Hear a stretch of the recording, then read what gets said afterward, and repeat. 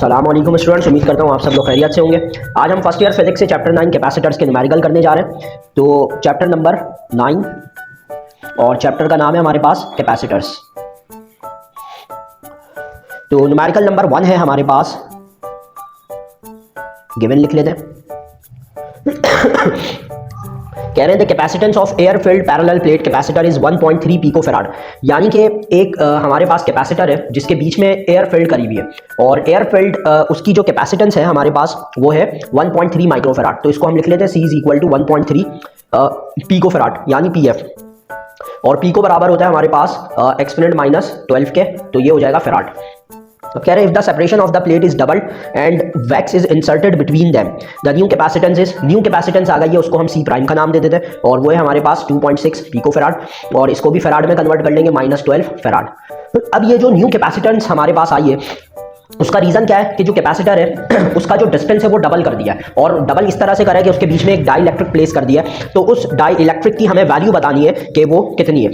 तो रिक्वायर्ड में हम लिख लेते हैं डाई इलेक्ट्रिक हमें मालूम करना है जिसको हम रिप्रेजेंट करेंगे एप्सिलॉन R के साथ, और नेक्स्ट हेडिंग डाल देते हैं सॉल्यूशन की।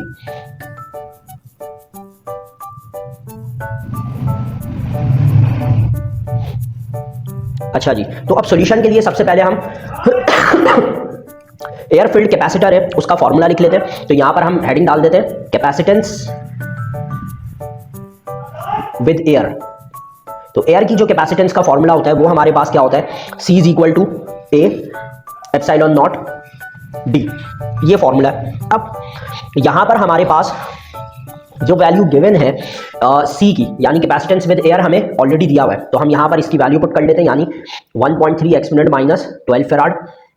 ये हमारे पास इसकी वैल्यू हो गई A एप्सिलॉन नॉट और D, इसको हम नाम दे देते हैं नंबर 1 का। अब सेकंड कंडीशन में हमें बोला हुआ है कैपेसिटेंस विद वैक्स, तो यहां लिख लेते हैं कैपेसिटेंस विद वैक्स। तो इसके फॉर्मूले में हम C प्राइम लिख देते हैं, A epsilon not epsilon R और D प्राइम लिख देते हैं।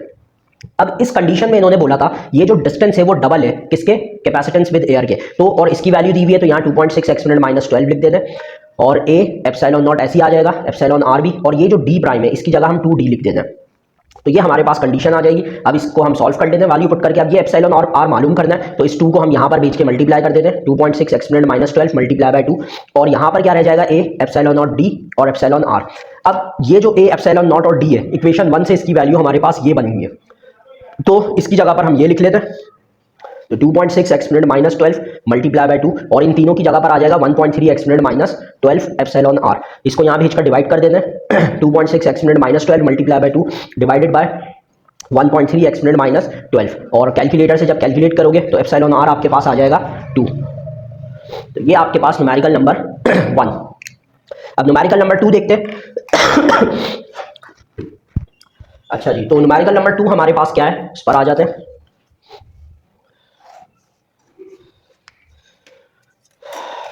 सबसे पहले न्यूमेरिकल नंबर 2 में हम गिवन बना लेते हैं, तो न्यूमेरिकल 2 गिवन। अच्छा, अब ये हमारे पास जो है लिखा हुआ है 3 capacitors have capacitance 10, 50 and 25 microfarad, यानी 3 कैपेसिटर है। C1 की वैल्यू है 10 माइक्रोफैराड, और इसको हम कन्वर्ट कर लेंगे तो 10 एक्सपोनेंट -6 फैराड हो जाएगा। C2 की वैल्यू है हमारे पास 50 माइक्रोफैराड, और इसको कन्वर्ट कर लेंगे तो ये 50 एक्सपोनेंट -6 फैराड हो जाएगा। और C3 की वैल्यू हमारे पास 25 माइक्रोफैराड, इसको भी हम कन्वर्ट कर लेंगे तो 25 एक्सपोनेंट -6 फैराड हो जाएगा। और जो टोटल वोल्टेज गिवन है इन तीनों के साथ जो वोल्टेज बैटरी जो अटैच है वो है 250 वोल्ट की, तो यहाँ पर 250 वोल्ट आ गया। अब रिक्वायर्ड की हेडिंग डाल लेते हैं। तो रिक्वायर्ड में हमारे पास क्या क्या है, सबसे पहले कह रहे हैं number 1 charge on each when connected in parallel, यानी कि नंबर 1 में पैरेलल कनेक्शन है और Q1 Q2 और Q3 हमें मालूम करना है, ये कंडीशन है पैरेलल की, ठीक है। नंबर 2 में लिखा हुआ है टोटल कैपेसिटेंस, तो नंबर 2 पर हमें टोटल कैपेसिटेंस यानी कि C मालूम करना है। और नंबर 3 में कह रहे हैं potential difference across each when connected in series, यानी कि V1 V2 V3 मालूम करना है, लेकिन कब, जब ये सीरीज के अंदर होगा तब। तो ये हमारे पास रिक्वायर्ड की कंडीशन है। अब सॉल्यूशन कर लेते हैं, काफी बड़ा न्यूमेरिकल है ये। तो सॉल्यूशन में सबसे पहले हम टोटल कैपेसिटेंस, पहले हम पैरेलल वाला पहले हम सीरीज कॉम्बिनेशन को सॉल्व कर लेते हैं। तो सीरीज कॉम्बिनेशन को सॉल्व करने के लिए हम डायग्राम बना लेते हैं पहले। तो यहाँ पर नंबर 3 के अंदर हमें सीरीज कॉम्बिनेशन का बोला हुआ है, तो नंबर 3 में हम यहाँ नंबर 3 लिख देते हैं और सीरीज कॉम्बिनेशन है तो यहाँ हेडिंग डाल देते हैं सीरीज कॉम्बिनेशन। अब सीरीज कॉम्बिनेशन का मतलब है कि ये कैपेसिटर 1, कैपेसिटर 2, कैपेसिटर 3 ये कुछ इस तरह से कनेक्ट है,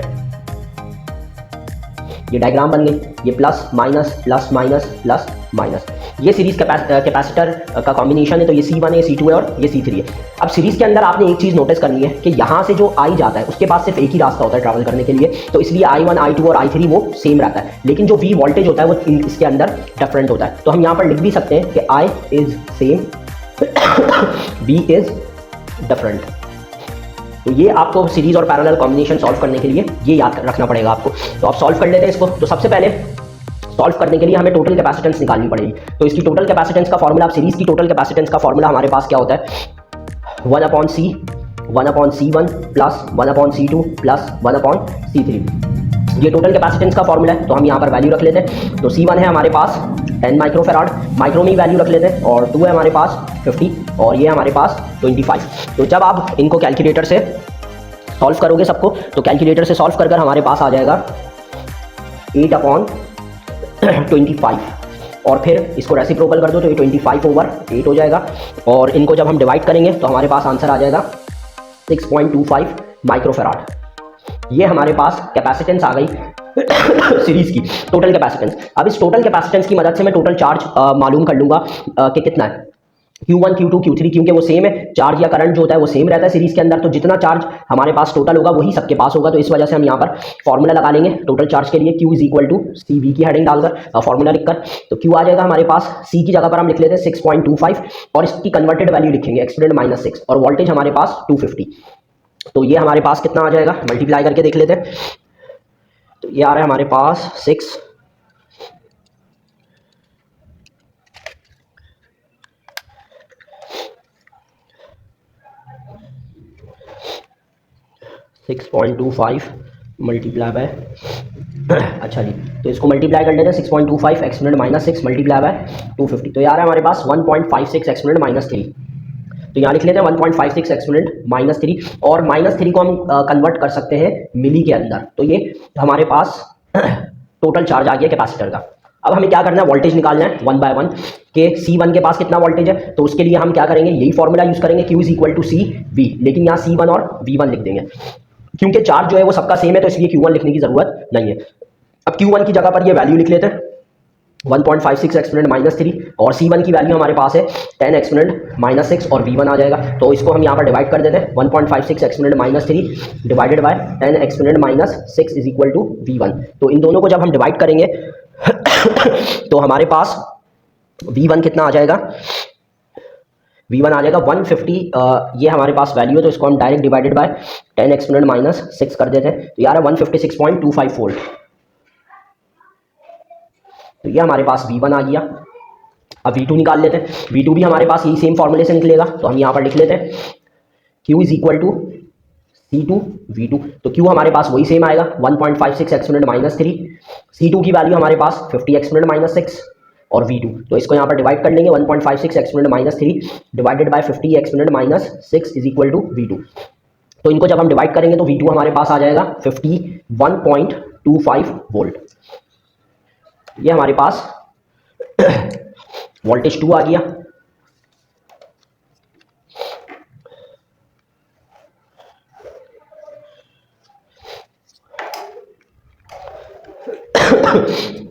अच्छा जी, अब हम V3 मालूम करते हैं। तो V3 के लिए फॉर्मूला वही सेम रहेगा, Q is equal to C3 V3। तो Q की वैल्यू हमारे पास 1.56 एक्सपोनेंट -3 और C3 की वैल्यू हमारे पास 25 एक्सपोनेंट -6 और V3। इसको हम यहाँ पर डिवाइड कर देते हैं, तो 1.56 exponent -3 divided by 25 exponent -6 is equal to V3। तो V3 हमारे पास आ जाएगा 62.5 वोल्ट। अब ये सही आया या नहीं आया, तीनों जो वोल्टेजेस आपने निकाले इन तीनों वोल्टेजेस को आप प्लस करो, प्लस होकर जो है आपके पास आंसर सेम आ जाएगा, यानी 250 आ जाएगा जो टोटल था। तो ये हमारे पास सीरीज कॉम्बिनेशन हो गया। अब हमें पैरेलल कॉम्बिनेशन करना है। तो अब हम यहाँ पर हेडिंग डाल देते हैं नंबर 1 वाले में, यानी पैरेलल कॉम्बिनेशन। तो पैरेलल कॉम्बिनेशन हमारे पास किस तरह से होता है, ये कैपेसिटर 1, कैपेसिटर 2 और ये कैपेसिटर 3, ये तीनों कैपेसिटर्स की पॉजिटिव साइड्स जो हैं वो एक साथ कनेक्ट होती हैं और नेगेटिव साइड्स जो हैं वो एक साथ कनेक्ट होती हैं, और ये बैटरी का पॉजिटिव आ जाता है और ये बैटरी का नेगेटिव। तो C1 C2 और C3। अब पैरेलल कॉम्बिनेशन के अंदर आप देख सकते हो कि चार्ज या करंट के पास तीन रास्ते होंगे, रास्ता एक, रास्ता दो, रास्ता तीन। तो इसलिए इसमें वोल्टेज सेम रहता है और करंट या चार्ज जो होता है वो डिफरेंट हो जाता है। तभी हमें बोला गया कि हमें इसमें चार्ज मालूम करना है। तो अब पार्ट 2 में टोटल कैपेसिटेंस भी बोलिए, तो टोटल कैपेसिटेंस निकाल लेते हैं पहले। तो पैरेलल कॉम्बिनेशन में टोटल कैपेसिटेंस का फॉर्मूला होता है C1 C2 और C3, तीनों को प्लस कर लेते हैं। तो 10 प्लस 50 प्लस 25, तो ये हमारे पास टोटल कैपेसिटेंस जो आएगी इसकी वो हो जाएगी 85 माइक्रो फैराड। और माइक्रो को कन्वर्ट करना चाहे तो सिंपल (-6 फैराड भी लिख सकते हैं। तो ये टोटल कैपेसिटेंस आ गई हमारे पास। अब चार्ज निकालना है, तो चार्ज के लिए फॉर्मूला सेम। अब वोल्टेज आपको पता है 250 गिवन है, तो हर एक के पास V1 V2 V3 तीनों के पास 250 ही रहेगा। चार्ज मालूम करना है तो फॉर्मूला Q = CV होता है। यहाँ पर हम 1 और 1 लिख देंगे, V में 1 नहीं लिख रहे क्योंकि कांस्टेंट है। तो C1 की वैल्यू हमारे पास 10 (-6) और V की वैल्यू 250। इन दोनों को जब हम मल्टीप्लाई करते हैं तो देखते हैं कितना आ रहा है, 10 (-6) मल्टीप्लाई बाय 250, तो ये हमारे पास आ रहा है 2.5 (-3), और -3 को हम मिली कूलम के अंदर भी कन्वर्ट कर सकते हैं। अब 2 निकाल लेते हैं। Q2 = C2V, तो हमारे पास C2 कितना था, 50 (-6) और वोल्टेज 250। तो अब इनको मल्टीप्लाई करते हैं, 50 (-6 मल्टीप्लाई बाय 250, तो ये हमारे पास आ रहा है 0.0125 कूलम। ये Q2 आ गया हमारे पास। और इसको भी अगर मिली में कन्वर्ट करना चाहो तो पॉइंट को 3 डिजिट आगे ले जाओगे, 12.5 मिली कूलम हो जाएगा। अच्छा जी, अब Q3 निकाल लेते हैं, तो फॉर्मूला वही सेम। तो ये 25 (-6) और वोल्टेज 250, मल्टीप्लाई कर लेते हैं इनको, 25 (-6 मल्टीप्लाई बाय 250, तो ये हमारे पास आ गया 6.25 (-3) और 6.25 मिली कूलम। तो ये हमारे पास चार्ज 3 आ गया। अच्छा जी, अब नेक्स्ट न्यूमेरिकल पर चलते हैं।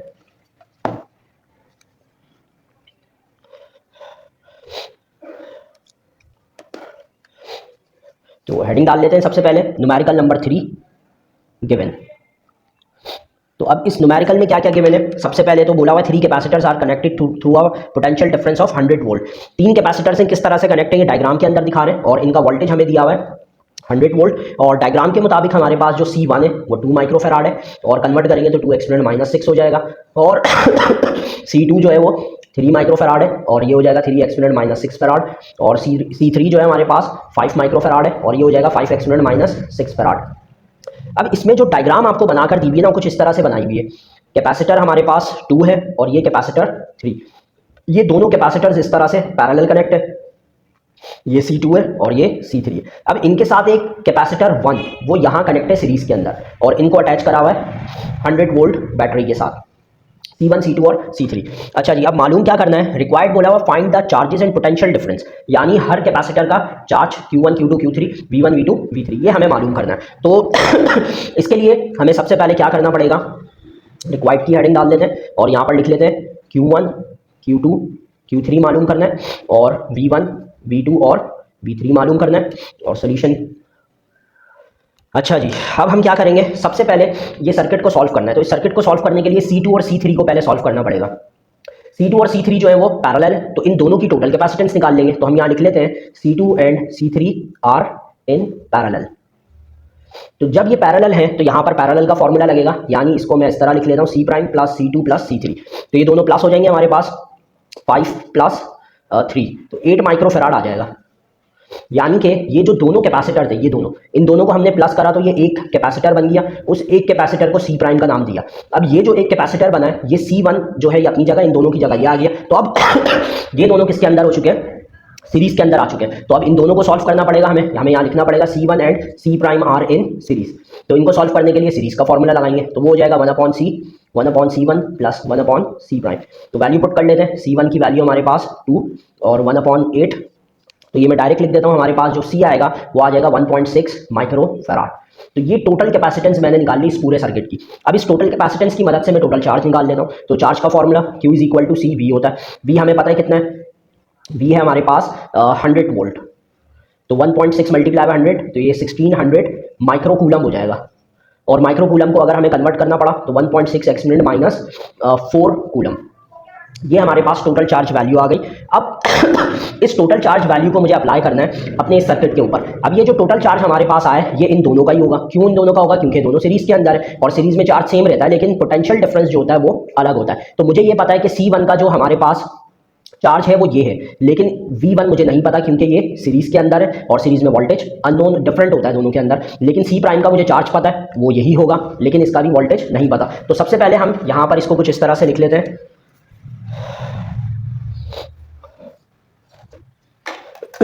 यहां पर हम लिख लेते हैं कि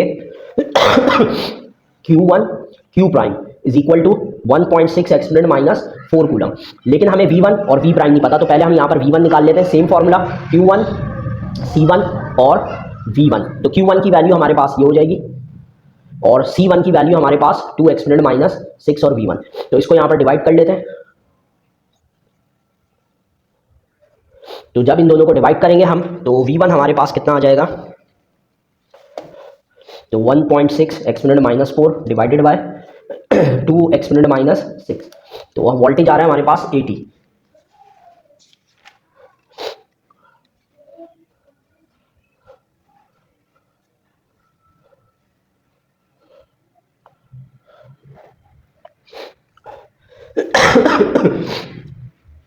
अच्छा, तो C की वैल्यू हमारे पास 1.6 और V हमारे पास 100। तो जब इसको मल्टीप्लाई करेंगे तो ये हमारे पास हो जाएगा 160 माइक्रो कूलम। और 160 माइक्रो कूलम को अगर हम एक्सपोनेंट फॉर्म में लिखना चाहें तो एक्सपोनेंट माइनस 6 और पॉइंट को यहाँ कर एक्सपोनेंट माइनस 4 कूलम भी लिख सकते हैं। तो हमारे पास चार्ज आ गया 1.6 माइक्रो कूलम। अब आपको ये पता होना चाहिए कि ये जो चार्ज है टोटल चार्ज है, लेकिन ये टोटल चार्ज जो है वो इन दोनों से आया है, तो यही चार्ज जो है वो इन दोनों के पास भी जाएगा। तो जब ये चार्ज इन दोनों के पास जाएगा तो सीरीज में आपको पता है चार्ज सेम होता है, वोल्टेज डिफरेंट होता है। तो इसलिए ये चार्ज जो है वो C1 के पास भी है, C प्राइम के पास भी है, लेकिन वोल्टेज जो है वो इन दोनों का डिफरेंट है। तो हमें सबसे पहले इनका वोल्टेज कैलकुलेट करना पड़ेगा।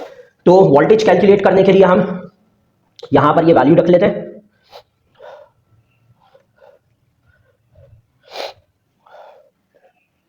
और ये वैल्यू रखने के बाद ये फॉर्मूला लगाया हमने Q1 और C1 की वैल्यू रखी V1 और डिवाइड करा तो हमारे पास आंसर आ जाएगा 80 वोल्ट। तो ये हमारे पास V1 आ गया। अब V प्राइम निकाल लेते हैं। तो V प्राइम के लिए भी हमारे पास Q is equal to C prime और V प्राइम हो जाएगा और Q क्योंकि सेम रहेगा तो यहाँ लिख लेते हैं 1.6 एक्सपोनेंट माइनस 4 और C प्राइम हमारे पास आया था 1.6 एक्सपोनेंट माइनस 6 और V प्राइम। तो इसको हम यहाँ पर डिवाइड कर लेते हैं। तो V प्राइम हमारे पास कितना हो जाएगा जब इन दोनों को हम डिवाइड करेंगे तो और ये हमारे पास C प्राइम जो है वो 8 माइक्रोफेराड आया था, तो यहाँ पर हम 8 माइक्रोफेराड लिख लेते हैं। तो इनको जब हम डिवाइड करेंगे तो कितना हो जाएगा 1.6 exponent minus 4 divided by 8 exponent minus 6। तो ये आ रहा है हमारे पास 20 वोल्ट। तो अब मुझे पता लग गया कि जो V प्राइम है ये 20 वोल्ट है और ये 80 वोल्ट है। अब जब मैं इसको ओपन करता हूँ तो मैं देखता हूँ C2 और C3 जो है वो पैरेलल कनेक्शन के अंदर है और पैरेलल कनेक्शन में वोल्टेज जो है वो सेम होता है, यानी जो इसका वोल्टेज है वही इन दोनों का होगा।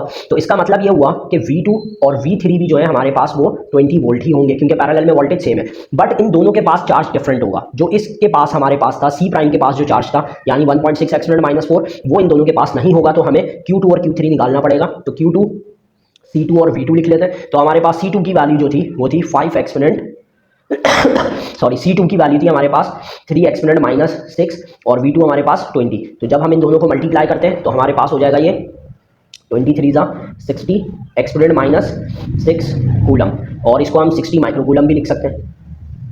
अब Q3 मालूम कर लेते हैं। तो Q3 के लिए हमारे पास फॉर्मूला C3 और V3 का। अब C3 की वैल्यू हमारे पास 5 एक्सपोनेंट माइनस 6 और V3 हमारे पास वही 20। तो इनको मल्टीप्लाई करेंगे तो आ जाएगा 100 एक्सपोनेंट माइनस 6 और इसको हम लिख सकते हैं 100 माइक्रो कूलम। तो ये हमारे पास Q3 आ गया। तो इस तरह से हमने Q1 Q2 Q3 और V1 V2 और V3 हमने कैलकुलेट कर लिया।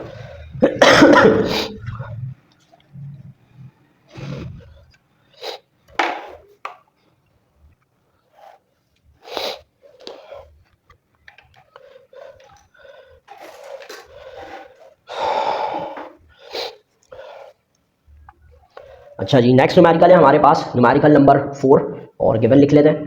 तो इस न्यूमेरिकल में क्या क्या गिवन है लिखा हुआ है capacitor is charge through a large non reactive reactance by a battery constant voltage V for this arrangement if the capacitor has a capacitance of 10 microfarad. Capacitance आपको दी हुई है 10 माइक्रोफेराड और इसको कन्वर्ट कर लेते हैं 10 एक्सपोनेंट माइनस 6। रेजिस्टेंस आपको दी हुई है इसके अंदर 1 मेगा ओम। तो मेगा की वैल्यू होती है हमारे पास +6 और जो हमें परसेंटेज दी हुई है रिसीव जो है, calculate the time taken for the capacitor of receive 90% of its final charge, यानी जो चार्ज है उसके अंदर जो स्टोर हुआ हुआ है होगा वो 90% चार्ज स्टोर होने का हमें टाइम बताना है। तो इसको हम इस तरह से लिखेंगे और 90% ऑफ क्यू नॉट को हम 0.9 क्यू नॉट फ्रैक्शन के अंदर कन्वर्ट कर लेंगे, तो ये वैल्यू हो जाएगी हमारे पास। तो हमें बेसिकली इसके अंदर क्या कैलकुलेट करना है, टाइम कैलकुलेट करना है। तो टाइम कैलकुलेट करने के लिए हमें पहले इसकी कैपेसिटिव रिएक्टेंस मालूम करनी पड़ेगी। तो यहाँ पर हम हेडिंग डाल देते हैं रिक्वायर्ड की और फिर सॉल्यूशन। तो जो मेन हमारे पास टारगेट है वो टाइम है, लेकिन टाइम निकालने के लिए पहले हमें इसकी कैपेसिटिव रिएक्टेंस मालूम करनी पड़ेगी और उसका फॉर्मूला होता है सी आर। तो सी की वैल्यू हमारे पास 10 एक्सपोनेंट माइनस 6 और आर की वैल्यू हमारे पास 1 एक्सपोनेंट प्लस 6। तो आंसर आ जाएगा हमारे पास 10 सेकेंड्स, वो उसका यूनिट होता है। अब हमें क्या करना है, for time taken for final charging, पहले टाइम हम मालूम करेंगे फाइनल चार्जिंग का। तो उसके लिए फॉर्मूला हमारे पास आ जाएगा Q is equal to Q naught 1 minus exponent minus T over capital T. अच्छा जी, तो ये हमारे पास हो गया।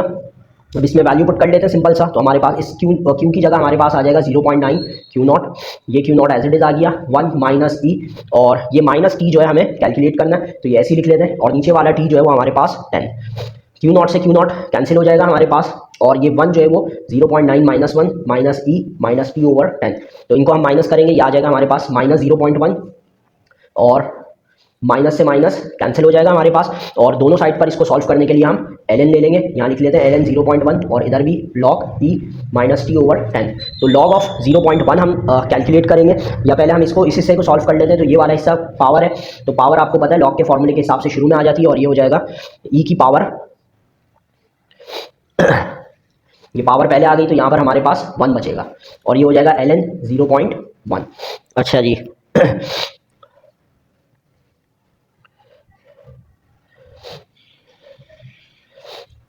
और e की पावर 1 जो होता है वो 1 ही होता है, इसको हम हटा देंगे। और 10 को ln 0.1 आप निकालोगे तो ये आ जाएगा आपके पास माइनस 2.302, और इस 10 को जो है हम यहाँ पर मल्टीप्लाई कर देंगे तो हमारे पास 10 आ जाएगा 23.02 सेकेंड्स।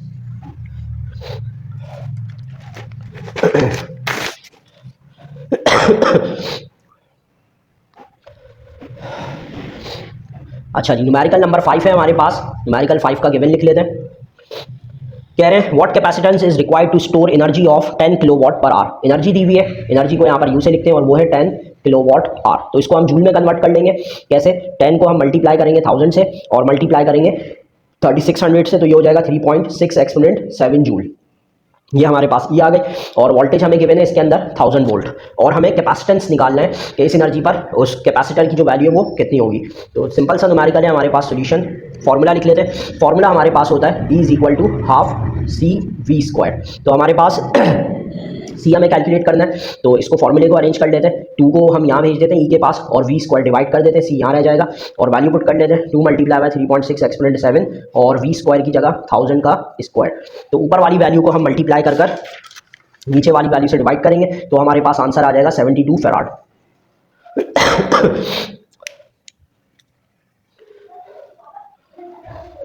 नेक्स्ट है हमारे पास न्यूमेरिकल 6, हेडिंग डाल देते हैं, गिवन लिख लेते हैं। तो न्यूमेरिकल 6 में कह रहे हैं a 2 microfarad capacitor and 4 microfarad capacitor are connected in parallel. 2 capacitor है C1 2 माइक्रोफेराड, कन्वर्ट कर लेते हैं तो 2 एक्सपोनेंट माइनस 6 फैराड हो जाएगा, और सेकंड कैपेसिटर है 4 माइक्रोफेराड, इसको कन्वर्ट कर लेंगे तो 4 एक्सपोनेंट माइनस 6 फैराड हो जाएगा। वोल्टेज दिया हुआ है 300 वोल्ट, और कह रहे हैं टोटल एनर्जी कैलकुलेट करनी है हमें। तो रिक्वायर्ड की हेडिंग डाल देते हैं और एनर्जी लिख देते हैं रिक्वायर्ड में। अब एनर्जी का फॉर्मूला ये E is equal to half C V square. अब 2 है तो इन दोनों की मदद से पहले टोटल कैपेसिटेंस निकालनी पड़ेगी, और दोनों जो है हमारे पास पैरेलल है, तो पैरेलल का फॉर्मूला लग जाएगा 2 + 4 6 माइक्रोफेराड हो जाएगा, और कन्वर्ट कर लेंगे तो 6 - 6 माइक्रोफेराड। ये टोटल कैपेसिटेंस आ गई। अब इस टोटल कैपेसिटेंस को एनर्जी के फॉर्मूले में रख देते हैं। E is equal to half C V square, तो हाफ 0.5 हो गया, सी की जगह 6 एक्सपोनेंट माइनस 6 आ गया, और वोल्टेज दिया हुआ है 300 स्क्वायर। तो स्क्वायर अप्लाई कर हम इसको कैलकुलेट करेंगे तो ये आ जाएगा 0.27 जूल।